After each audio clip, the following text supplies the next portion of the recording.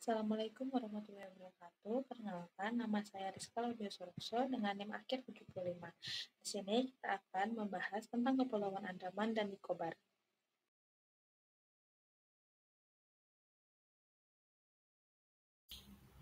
Fisiografi adalah cabang geografi yang mempelajari bentuk dan karakteristik permukaan bumi, termasuk topografi, bentang alam, dan proses geologis yang membentuknya. Fisiografi Kepulauan Nicobar dengan luas 1.645 km persegi terdiri dari 19 pulau, sedangkan Kepulauan Andaman dengan luas 6.497 km persegi terdiri dari 4 pulau besar bergunung-gunung. Kemudian pulau-pulau ini adalah bagian dari ujung utara sistem pegunungan Sunda yang dapat ditelusuri lebih jauh ke utara hingga Arakan Yoma di Burma. Kemudian palung geosinklinal Sumatera Utara sampai Timur terhubung ke Laut Andaman dengan lebar 450 km dan dalam 3.600 km. Ini berfungsi sebagai penghubung antara punggung Sumatera dan depresi Sitang di Burma.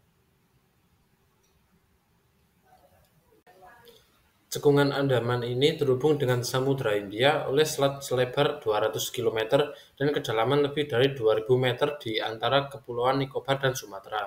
Interupsi dari tren geotiklin inilah yang membuat sulit untuk memutuskan bagaimana busur Andaman sampai Nicobar terhubung dengan sektor Sumatera.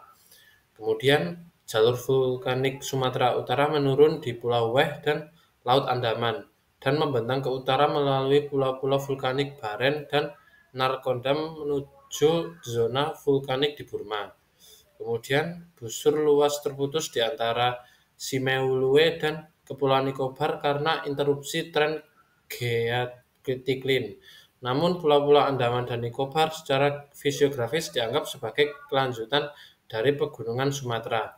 Kemudian Kepulauan Andaman dan Nicobar digambarkan sebagai elemen dari busur luar sistem Sunda, sementara Narkondam dan Pulau Baren terletak di busur bagian dalam yang berhubungan dengan garis tektonik Sumatera.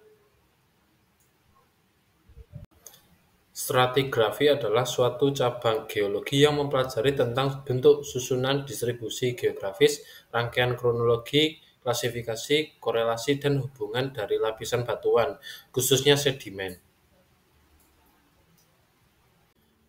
Tersier dibagi menjadi dua. Yang pertama ada tersier bawah dan tersier atas.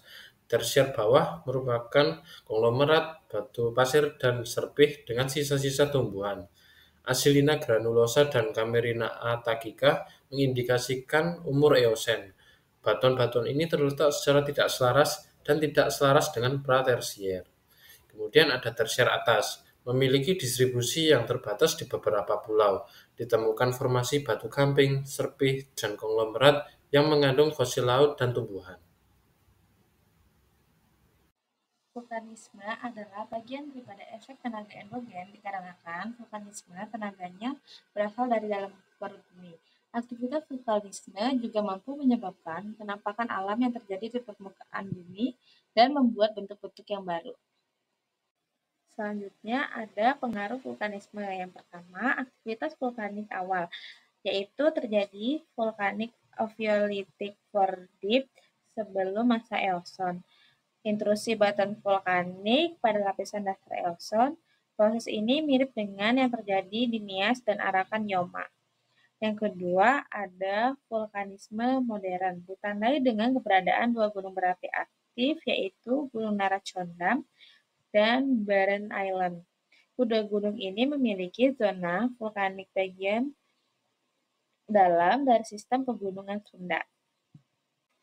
Hasil atau produk proses geologi geomorfologi.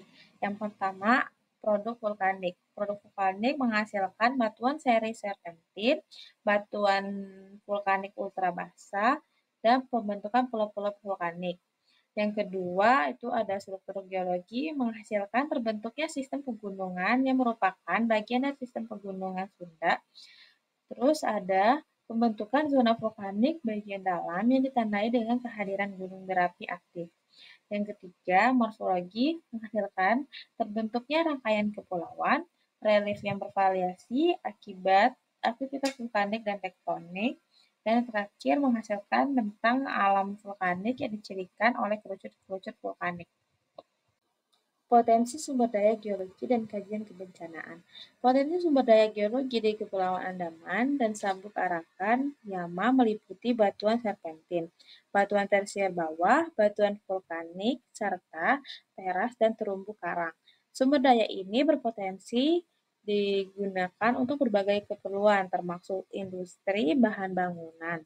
Namun, wilayah ini juga rentan terhadap berbagai bencana alam seperti aktivitas vulkanik, gempa bumi, banjir, dan kenaikan permukaan laut, erosi, longsor, serta aktivitas seismik di cekungan Andaman. Semua ini menunjukkan resiko yang harus diperhitungkan dalam pengembangan infrastruktur dan kehidupan masyarakat di wilayah tersebut.